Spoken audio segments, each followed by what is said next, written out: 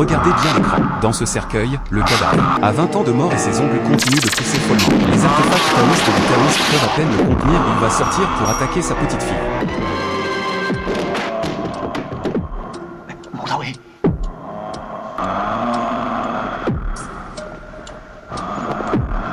Il y a quelques jours, un cercueil enterré depuis 20 ans a été extrait verticalement du cimetière. Pourquoi enterrer verticalement? Ça remonte à ce terrain de bonne fortune. Père Ren a pris ce terrain de force aux autres à l'époque, pensant qu'il protégerait la prospérité de sa famille. Mais depuis l'enterrement de son père, ses affaires ont connu un déclin catastrophique. Et il n'a eu qu'une fille, Tintigne. Dans l'impasse, il a appelé Maître Ko, le taoïste respecté du village. Dès son arrivée, Maître Ko a senti qu'il y avait quelque chose de bizarre. Il a aussitôt ordonné d'ouvrir le cercueil. À peine une fente faite, une nuée noire a jailli vers le ciel avec un fouet. Le cadavre de grand-père Ren avait la peau verte. Et après 20 ans, il n'était pas pourri du tout. Père Ren et sa fille Tintigne se sont jetés à genoux de frayeur. Tandis que les corbeaux dans les arbres s'envolèrent d'un coup. Dans la culture populaire, c'est un signe de grand malheur. Maître Ko est devenu anxieux et a conseillé de brûler le cadavre immédiatement. Mais Père Ren a secoué la tête, impossible. Mon père avait terriblement peur du feu de son vivant, brûler le cadavre le rendrait insatisfait. Sans autre solution, Maître Ko a dû stocker temporairement le cercueil dans une isuang, planifiant de trouver un nouveau terrain propice le lendemain. Dans la culture du Feng Shui chinois, un bon cimetière concentre l'énergie de la terre pour protéger les descendants. Mais la géomancie de ce terrain que la famille Ren a pris de force a déjà été détruite par le précédent propriétaire. Maître Ko a fait allumer des encens aux tombes voisines par ses disciples. Les encens ramenés étaient 2 courts et un long, un signe de grand malheur. Il a eu un serrement de cœur, et est allé vérifier le cercueil. Le cadavre de grand-père Ren avait changé d'apparence, ses ongles étaient plus longs. Il retient un souffle dans sa gorge, il va devenir un mort-vivant Jianshi. Maître Ko a demandé à ses disciples de apporter du papier jaune, un pinceau rouge, de l'encre noire, a tué un coq, a mélangé son sang à l'encre, et a utilisé une incantation taoïste pour fabriquer un instrument exorciste. Il a fait peindre tout le cercueil avec cette mixture pour empêcher le cadavre de sortir. Mais ses 2 disciples étaient réputés pour être irresponsables.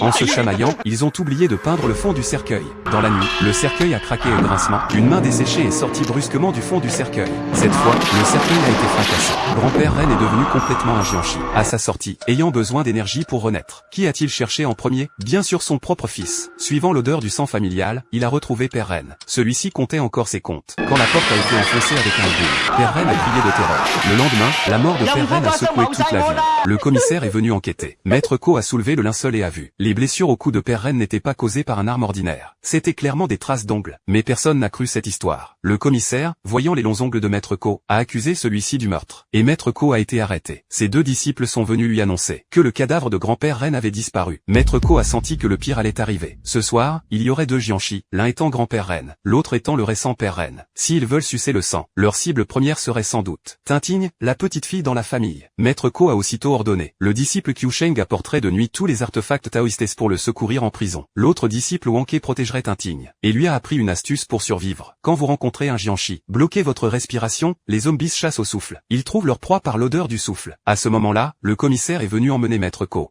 en prison. Le commissaire l'a torturé pour l'obliger à avouer. Maître Ko a nié avoir tué quelqu'un. Alors le commissaire a pris un marqué de caractère, traître, sur son corps. Heureusement, ce n'était qu'un morceau de peau de cochon pour le menacer. Maître Ko a averti froidement, si vous ne me libérez pas avant l'aube, vous assumerez les conséquences. Le commissaire n'a pas cru, l'a enfermé dans une cellule, puis est allé devant le cadavre de Père Ren, promettant de trouver le vrai meurtrier pour le venger. Voyant les yeux du cadavre ouverts, il a tenté de les fermer à la main, mais à peine tourné le dos, ses yeux se sont rouverts violemment. La rancœur surnaturelle de Père Ren était visiblement très forte. En pleine nuit, Qiusheng a escaladé le mur de la prison, apportant sang de coq, encre noire, papier talisman et autres instruments exorcistes. Mais le riz qu'il a sorti était cuit. J'ai besoin de riz cru pour contenir l'énergie du Jianshi. Pourquoi l'avoir cuit? Maître Ko était furieux. Pendant que maître et disciple parlaient, le cadavre de Père Ren s'est levé d'un coup. Maître Ko a rapidement mélangé sang de coq et encre, a dessiné un talisman, et a demandé à Qiusheng de le coller sur le front du Jianshi. Mais en un clin d'œil, le Jianshi a disparu.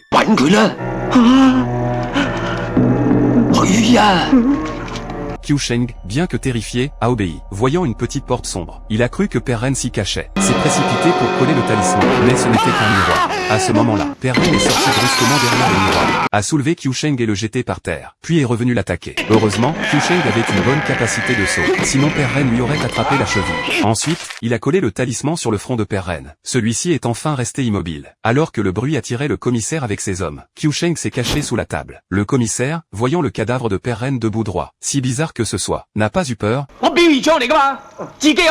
Il a ordonné à ses hommes de le ramener sur le lit. Entendant un bruit dans le coin, il a levé son pistolet pour attraper le voleur. Pour montrer son courage à Père Ren, il a même arraché le talisman sur son front. Le commissaire a tiré dans la direction de Qiusheng. Celui-ci a vu Père Ren apparaître derrière le commissaire, et a chuchoté, « Fais attention derrière toi ».